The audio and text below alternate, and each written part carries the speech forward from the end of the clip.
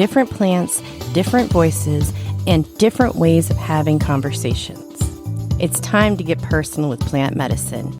Welcome to Getting Personal with Plant Medicine. I'm your host, Diana, and today I am joined by Eric Mercado from Terpenes. How are you doing today, Eric? I'm doing wonderful, Diana. Thank you so much for having me. Thank you for being here. And like I said, offline, for being so patient and flexible. It took a long time to get here, but we're here. So today we're going to talk about terpenes. And even though they're in a lot of different plants and they're a very big part of plant medicine, something that I just learned a few years ago myself.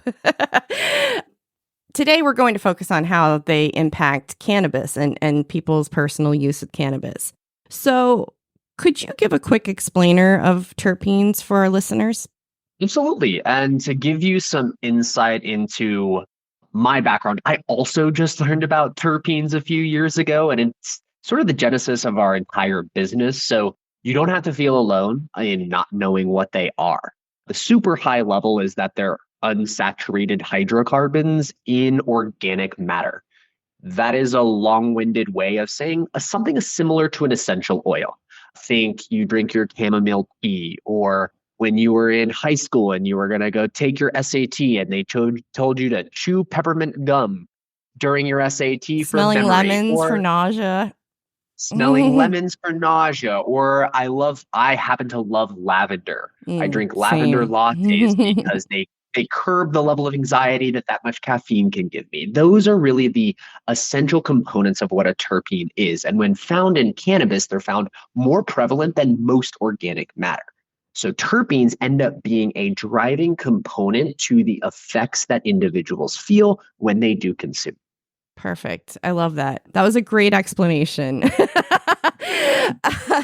I've always known about them in some type of a way, but it really, I think we're all collectively learning more and more as we learn more about plant medicine as a whole. I'm saying I'm broad stroking here, but I think that terpenes are really interesting because there's so much that we still don't know, but also things that we do know in everyday life that we don't even realize about them. So can different terpene profiles help tailor cannabis treatment for specific medical conditions like anxiety or pain, like you just mentioned with lavender? Yeah, definitely. And lavender has been, or linalool, as it's known as a terpene, has been a very important component for my own medical benefits. What I've found is that there are very particular terpene profiles that can help certain types of people. It also depends on what other underlying medical conditions you might have. And all of that is driven by what's called your endocannabinoid system. It's your body's reaction to particular terpene and cannabinoid profiles. A really good example is when I was consuming back at my old job before I started Terpenes, I was consuming most commonly for pain relief, stress relief, and anti-anxiety. That was really the core components for why I was using cannabis on a regular basis. I was working 100-hour weeks. I had a nerve condition down the back of my neck, mostly because I was working in an audit room as a gremlin with terrible posture for way too long. So what I was really focused on is how can I relieve this stress? How can I help myself sleep at the end of the night? There was a astronomical shift in the chemical makeup of products during that timeline. Mostly what was happening is all of that product, granted, I was consuming in Texas, which means I was sort of subject to whatever products came to us on the illicit market. And most of it was truthfully coming out of California. And there was a shift in the way that producers were producing products. It was a focus more so on high THC and hybrid products. Most of the products that exist on the market right now are not traditional indicas or traditional sativas. Everything's a hybrid. Not only that, the naming conventions are essentially made up across the supply chain. It's very, very difficult to get quality control to the umpteenth level to where you actually trust the products that you're consuming. So that's what makes those chemical compounds even more important for your consumption, especially on the medical side.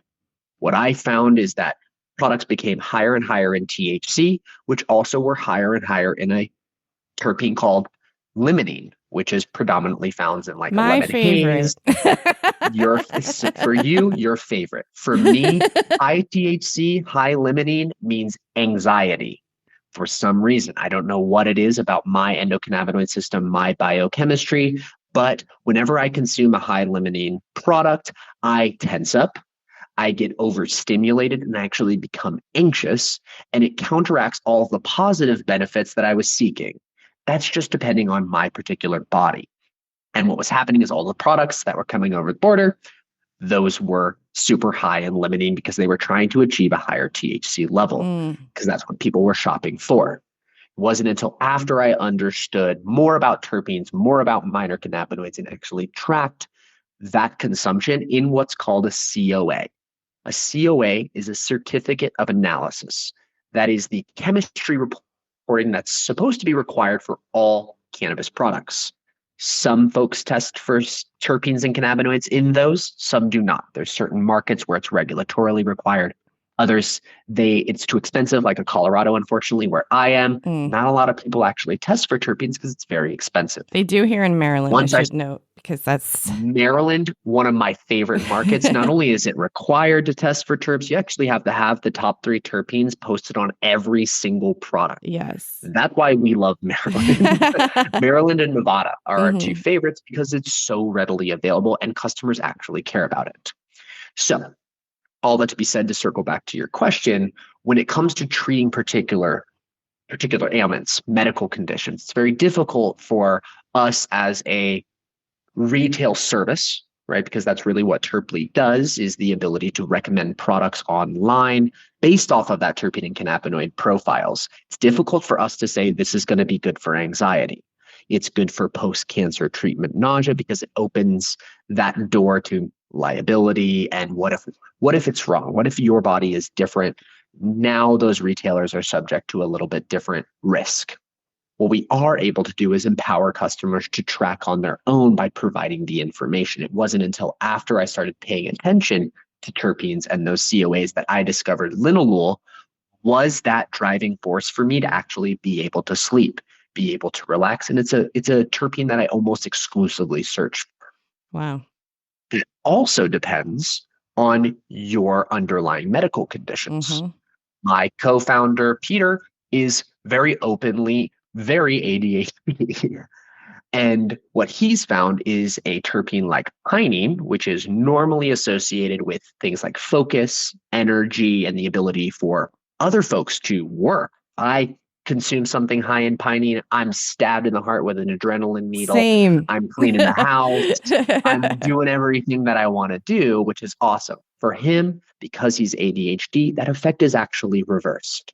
So he smokes something heavy in pinene, he's nice, he's relaxed, he can actually sleep. So it very much depends on your individual biochemistry. Yes, that is really interesting. For me, for a long time, I thought that limonene was something I had to use like later in the day or at night. And for me, it was actually waking me up. So, or I shouldn't say it wasn't waking me up. It was doing the opposite. Now, I'm flipping it and reversing it because you said the pinene and I was... The sativas, like sometimes I'll get a sativa because it's high in limonene, but only because of that. And I can use it later in the day and be okay. But if I use pinene too late in the day, then I'm up really late, pretty much. And I also realized that for different things, like you said, for migraine relief, for me, limonene works really well. But also linalool. I'm not saying that correctly. All of them are hard. There's humulene, there's ostamine, linalool, myrcene. Yes, I love myrcene. They didn't choose great names. Myrcene, that's in mango, found in mango. That's an interesting fact that a lot of people don't realize. I mean, that's a good place to start when you're talking about terpenes and cannabis and how that intersects, because the terpenes in mango can enhance your myrcene cannabis experience, or cannabis absolutely. that has high myrcene in it, I should say. And a good starting point for many folks, if they do like the idea of essential oils. Some people submit to this helps or doesn't help. Some people are skeptical. Some people love them. If you look at the back of your shampoo bottle, I can almost guarantee that there's caryophyllene in it, Hmm. or myrcene, or almost 90% I've seen linalool Yes. in there Yes. because it is that essential oil. It's Hmm. why when you're in the shower and you're lathering up your hair, you feel amazing. You feel Hmm. clean, you feel relaxed. Mostly that's because these have been used for a long, long time. Essential oils, candles, anything that has a scent or aroma, your house smelling good. These are all things that we've discovered decades, centuries ago that have been leveraged for the betterment of the human experience, for pain relief, for relief from things like headaches and other things medically that are not just now being discovered in cannabis products, mostly because the medical research has been limited until now. Right. Still very limited across the country, but it's starting to open up, and we're realizing that not only do terpenes have a massive effect, but minor cannabinoids also have a massive effect. Absolutely. I mean, I'm even seeing on social media a lot that people are lighting candles that smell like lemon, or, lighting incense that might smell a little bit more like pine.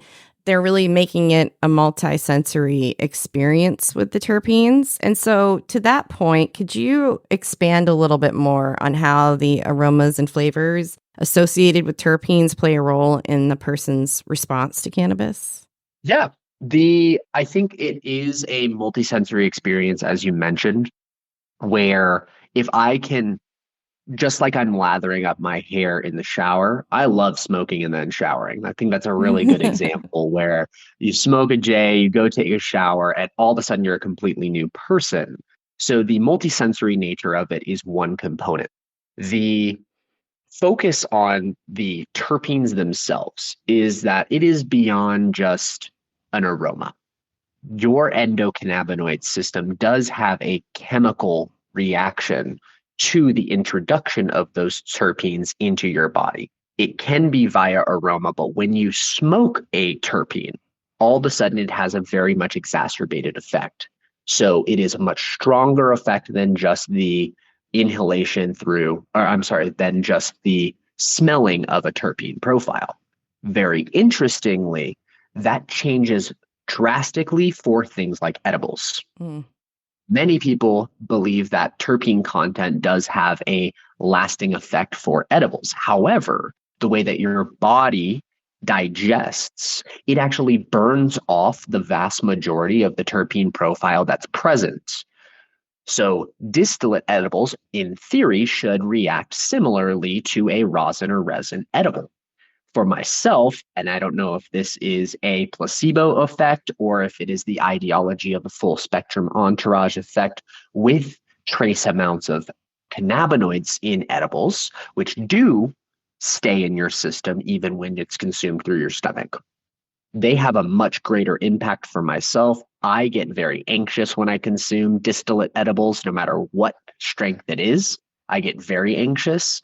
So it really does matter that it is through your olfactory that you smell it, that you've inhaled it and you've digest and it's been processed in your lungs and or that it's processed in your stomach as well. Or topically, not to cut you off, but Yeah, coincidentally, I have absolutely.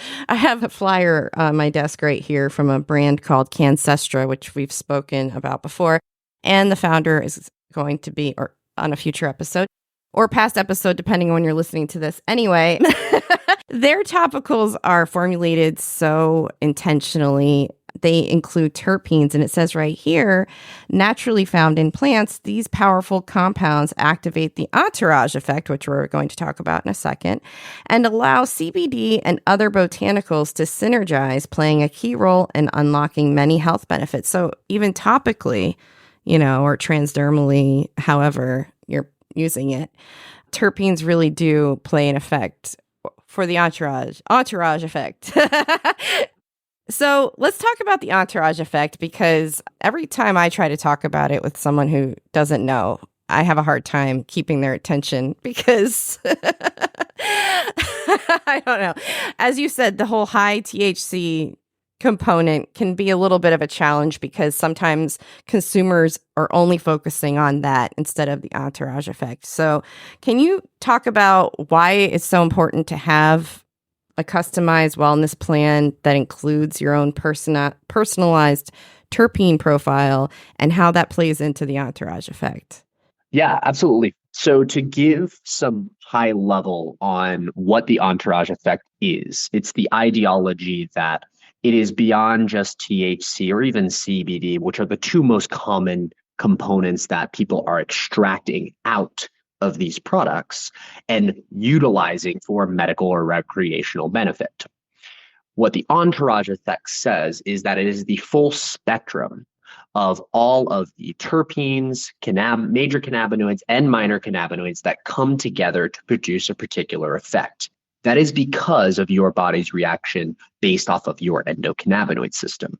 I think a good comparable, just to make it a little bit more of approachable of an idea, is actually alcohol. Not that we love to be compared to alcohol in cannabis, but I think it is a valuable comparable that many people are able to Sure. Yeah. really share at least an experience with. When I'm consuming wine, I'm not taking a shot of I'm not taking Everclear shots because Everclear shots, one, way too strong. Two, there's a certain component of the type of effect that you are looking for, even within alcohol. Wine is a much more relaxing experience. Even the categorization of tannins within wine is a different experience, different taste profile, different flavor profile, does have terpenes in it as well. Mm-hmm. So there are drastic differences to the types of alcohol that you consume, the way that you consume that alcohol, and the strength level of that alcohol. So many people are really looking for a much more moderate and approachable experience to cannabis consumption. When you have solely a distillate that's 90% THC, it's way too strong, it's overwhelming, and it reduces a lot of the medical benefits that you can get from cannabis products.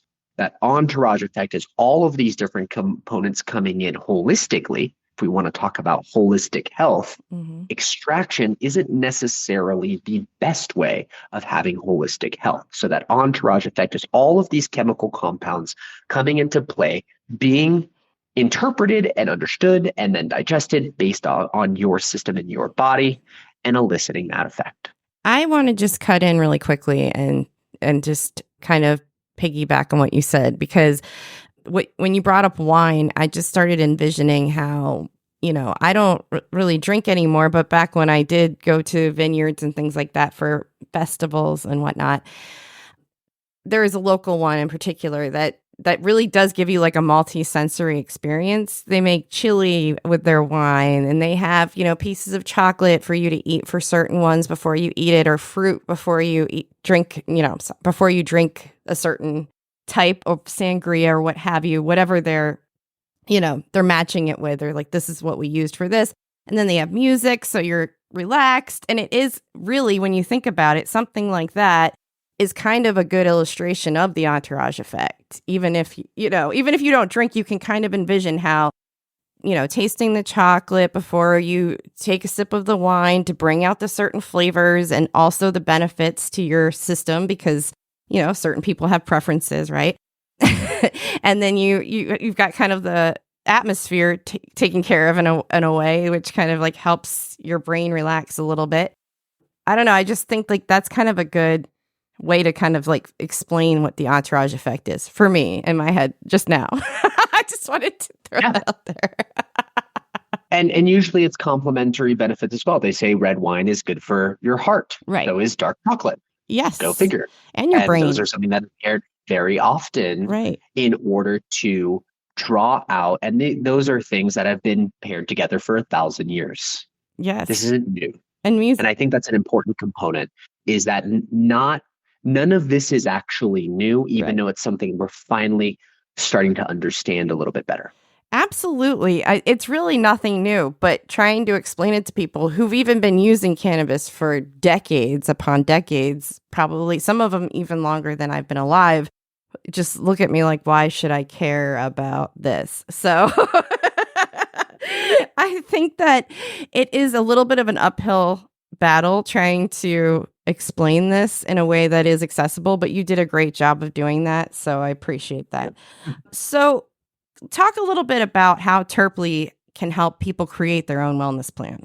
Absolutely. So the general idea of what Terply is that we are a AI bud tender. When we refer to ourselves as an AI bud tender, what that means is that we sit on top of a cannabis retail experience, whether primarily online, but whether it's online or in the store. And we provide effect-based recommendations for shoppers. The genesis of that recommendation is focused on those COAs, the underlying certificate of analyses, more specifically, the terpenes and cannabinoids that are present in those products. As I mentioned before, an important component is that there's very little benchmarking in cannabis products right now for naming conventions, as well as indica sativa hybrid designations. Not to disparage producers or retailers, but there's many times a lack of quality control in what products are being produced. Not to say that they're unsafe, but they may be drastically different than what I named them. For wine, I can't call a Bordeaux unless it's from Bordeaux. Same with champagne. There's benchmarks for what types of grapes are present and whether I'm actually allowed to call it that product or not. And there's actually a governing body that tells you whether you can call it a new name or not within the wine community. That doesn't exist yet in cannabis. We can call products whatever we want. It's kind of like the point system. And have you ever seen Whose Line Is It Anyways, Mm-hmm. Diana? Mm-hmm. Where it's all made up and the points don't matter. That is essentially the way that we've approached cannabis naming conventions. There's changes along the supply chain of what a product is called.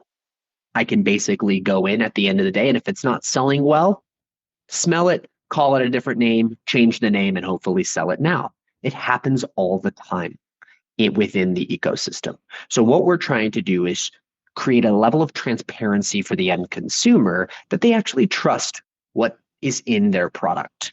So what we've done is we've not only analyzed all of the COAs, we actually know what the terpene and cannabinoid content is for all of the products that are on the shelf right now, regardless of naming convention. We know what the chemistry is.